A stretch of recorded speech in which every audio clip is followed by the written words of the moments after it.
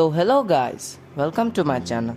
Today in this video we'll talk about interesting fact about snow leopard. Without wasting time, let's start our video.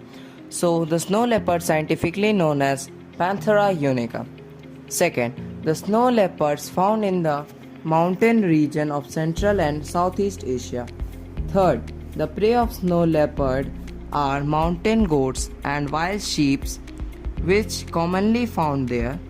Fourth, it is an endangered species of wild cats in India and they are killed for their soft and heat producing fur which is used for making traditional jacket by tribal person who lived there.